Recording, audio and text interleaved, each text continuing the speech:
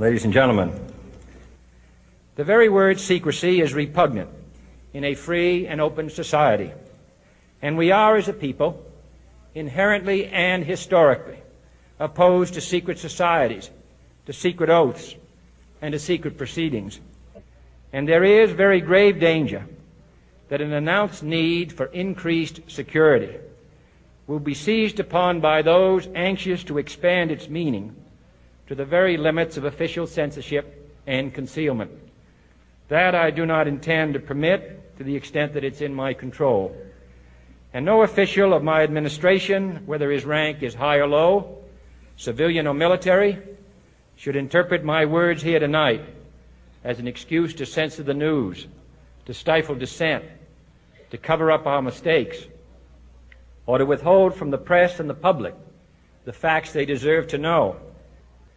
For we are opposed around the world by a monolithic and ruthless conspiracy that relies primarily on covert means for expanding its sphere of influence, on infiltration instead of invasion, on subversion instead of elections, on intimidation instead of free choice, on guerrillas by night instead of armies by day.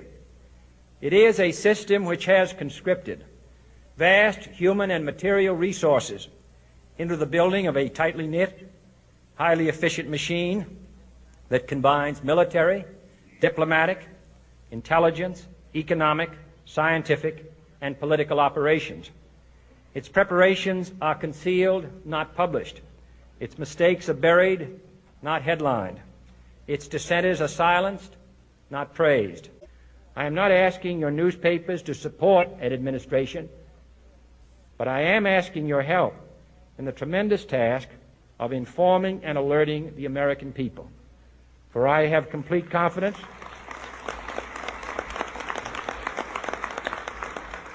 in the response and dedication of our citizens whenever they are fully informed. I not only could not stifle controversy among your readers, I welcome it. This administration intends to be candid about its errors. For as a wise man once said, an error doesn't become a mistake until you refuse to correct it. We intend to accept full responsibility for our errors, and we expect you to point them out when we miss them. Without debate, without criticism, no administration and no country can succeed, and no republic can survive.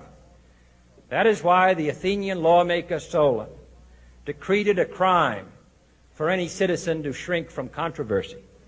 And that is why our press was protected by the First Amendment, the only business in America specifically protected by the Constitution, not primarily to amuse and entertain, not to emphasize the trivial and the sentimental, not to simply give the public what it wants, but to inform, to arouse, to reflect, to state our dangers and our opportunities, confident that with your help, man will be what he was born to be, free and independent.